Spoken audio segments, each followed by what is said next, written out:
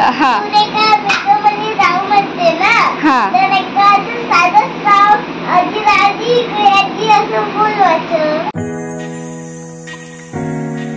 94.66% त्याला असे पडलेले आहे. आणि लोणचं स्पेशल म्हणजे आज मम्मीच्या हातचं असणार आहे, कारण काहीतरी एक असं इन्ग्रेडियंट्स आहे जे की मम्मी टाकणार आहे आणि त्याने खूप झन्नाट असं लोणचं होणार आहे. म्हणजे सकाळ सकाळ शुभ सकाळ. कसं काय मंडळी, मजेत ना? मजेतच असायला हवं. मी प्रतीक्षा शुभ सकाळ माऊलीमध्ये तुमचं अगदी मनापासून स्वागत करते. ही एक खूप गुड न्यूज आहे आणि ती म्हणजे दानिशचा रिझल्ट, जो की आत्ता माझ्या हातात आहे. तर 2-3 दिवस झाले रिझल्ट येऊन, पण जेव्हा रिझल्ट होता तेव्हा आम्ही जाऊ शकलो नाही काही कारणाने. आणि आता ओवीचं पण थोडं काही विचारायचं होतं स्कूलबद्दल, तर म्हणून ते पण एकाच्या 2 कामं होऊन जाते म्हणून. तर आणि ओवीची ॲडमिशन अजून व्हायची आहे. विचारा इकडे की तिकडे असं, आणि कन्फर्म अजून व्हायचं आहे. आत्ता दानिशचा रिझल्ट माझ्या हातात आहे. तर मागच्या वर्षी त्याचा नंबर नव्हता आला, पण आधी त्याने 92% घेतले होते आणि पहिल्या रिझल्टच्या वेळेस, आणि नंतर 88वर आला होता. आणि आधीपेक्षा आता खूप छान त्याचा प्रोग्रेस मला दिसला. आणि यावर्षी मी दानिशवर जास्त लक्ष दिलं, तर ते फळ आज माझ्या हातात आहे. तर हे लाईट पण आहे आणि इकडे व्हाईट असल्यामुळे हे होत आहे. मी थोडा बॅक कॅमेरा करून. तर हा छान आता दानिशचा रिझल्ट आहे. आणि ट्युशन होती दानिशची प्रगतीकडे. तर इंग्लिशमध्ये त्याला 50 पैकी 42 पहिल्या याच्यामध्ये, आणि दुसऱ्या याच्यामध्ये आहे 50 पैकी 50. मॅथमध्ये पण 49, 44. हिंदीमध्ये 50 पैकी 49, 48. तर खूप छान असं आहे. सर्वात जास्त मराठी, हिंदी आणि इंग्लिशमध्ये प्रॉब्लेम जाते. तर इंग्लिशमध्ये इथे सर्वात जास्त कमी आहे त्याला आपल्या याच्यामध्ये इंग्लिशमध्ये, आणि इकडे सुद्धा बाकी ठिकाणी ठीक आहे, बरं आहे. आणि सर्वात जास्त त्याला म्हणजे मराठीमध्ये थोडा प्रॉब्लेम जाते. मराठी आणि हिंदीमध्ये अक्षरामध्ये प्रॉब्लेम जाते. प्रत्येकच पोराला हा प्रॉब्लेम होत असेल, कारण ते जोडा अक्षर कानामात्रा चुकलं तर सगळा पूर्ण अक्षरच चुकून जातो. तर त्यामुळे, आणि यावर्षी मी त्याचं शुद्ध लिखाण घेण्याचं एक निर्णय घेतलेला आहे, रोजचा 1 पेज. तर इकडे आहे दानिशचे पर्सेंट 94.66% त्याला असे पडलेले आहे. आणि प्रगतीने खूप मेहनत घेतली त्याच्यावर, आणि याच्यामध्ये A+वर आहे तो. खूप छान प्रोग्रेस आहे. आणि दानिशला तर आता 94% आलेले आहे. आणि ती जिद्दच याच्या मनात निर्माण झाली, आपल्याला 3rd किंवा 2nd घ्यायचाच आहे. आणि जो विचार मी म्हटलं, बाळा असा विचार नको करू 3rd किंवा 2nd, तू 1stचा विचार कर, तेव्हा तू 2nd किंवा 3rdवर येशील. तो मला एक शब्द म्हणाला की मम्मी, म्हणा आपण सर्वात वर चढू शकत नाही, आपल्याला एक पायरी करून वर चढायचं असते. आम्हाला हे मॅथ्सच्या पुस्तकामध्ये शिकवलं. माझ्या पण मग लक्षात आलं की हां, याचा चढता उतरता क्रम काहीतरी चालू असेल याच्या डोक्यामध्ये. तर मग मी पण विचार केला, हां तू काही कर, फक्त अभ्यास कर. तू नंबर नाही आणला, खूप छान पर्सेंटेज आणले, तरीसुद्धा एक आईवडिलांच्या मनासाठी चांगलं असतं. यावर्षी ओवीचे 88 ओवीला पडलेले आहे आणि 94 दानिशला पडलेले आहे. तर त्याला पुढच्या वर्षी आणखी किती प्रोग्रेस होते आपल्याला या व्हिडिओमध्ये तुम्हाला नक्की दिसणार आहे. पण ओवीपेक्षा दानिश तेवढा हुशार आहे, तर तोच समोर राहणार आहे. हा रात्रीचा व्हिडिओ आहे, जो की मी आजच्या व्हिडिओमध्ये घेतलेला आहे, कारण आज आपण करणार आहे लोणचं. आंबे धुवत आहे आणि आंबे पुसत आहे ओवी मॅडम. आणि इकडे आमचे मोठे साहेब तुम्ही काय करायला आहे मग? हां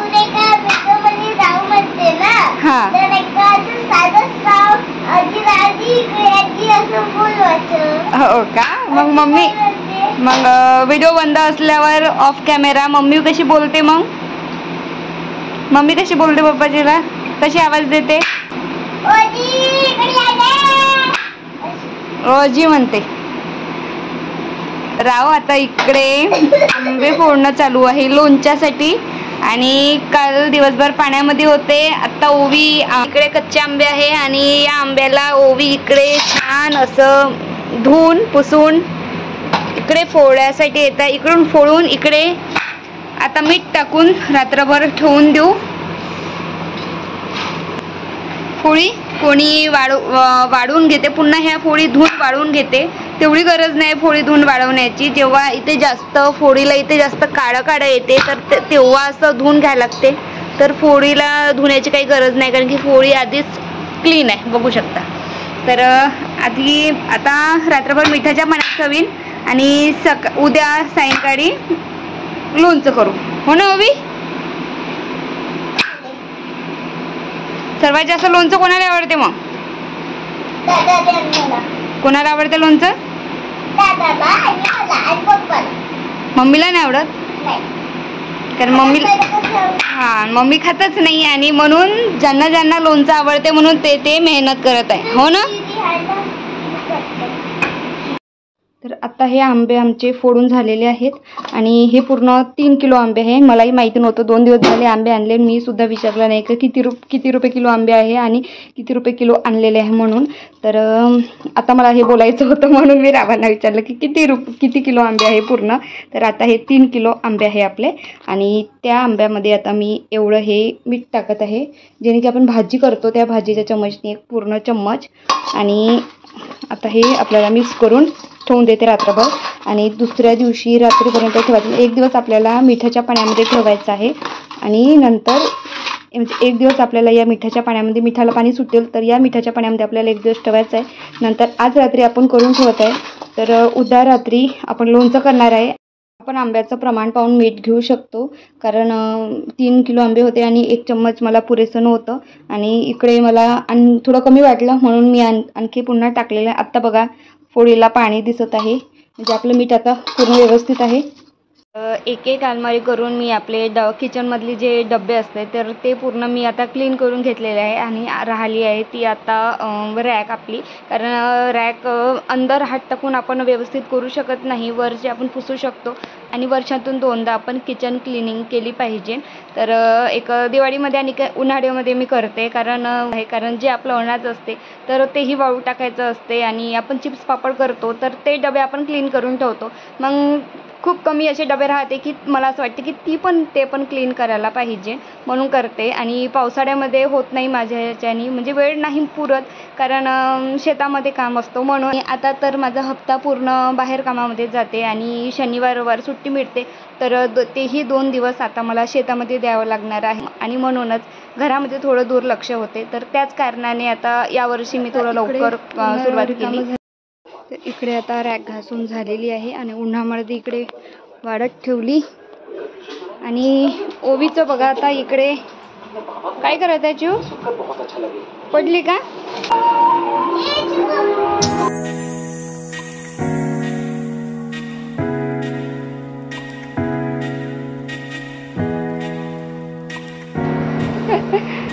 इकडे माझे गहू जे होते तर ते गहू वाळवून भरून घेतले, आणि इकडे राहिली होती ते डाळ जे नवीन जेव्हा घेतली होती डाळ, तर तेव्हा डाळ वाळवून भरली होती.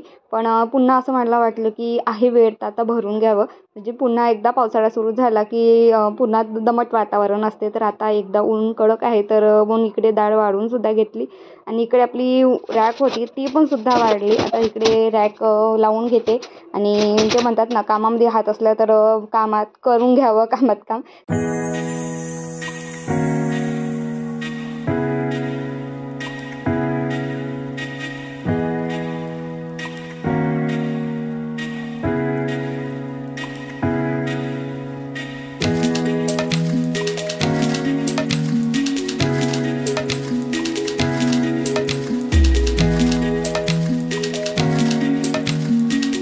आता आमच्या इकडे रॅकचं काम पूर्ण आता झालेलं आहे, आणि हे इकडे आहे तिजचं मडकं.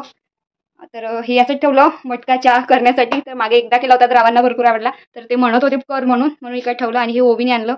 हे अशी इकडे रॅकमधली मांडणी आहे. आणि तुम्ही म्हणाल की हा डबा का इकडे असा ठेवला, कारण यामध्ये आहे तूप. तर मुलं जेव्हा तूप पोळी जेवतात सकाळी, तर तेव्हा बरोबर झाकण लावत नाही आणि मागे पुढे होते, तूप थोडं झलकलं आणि सांडलं तरी पेपर खराब होत नाही, तो डबा खराब होते खालचा, आणि तो वॉश करून पुन्हा यूजमध्ये येते.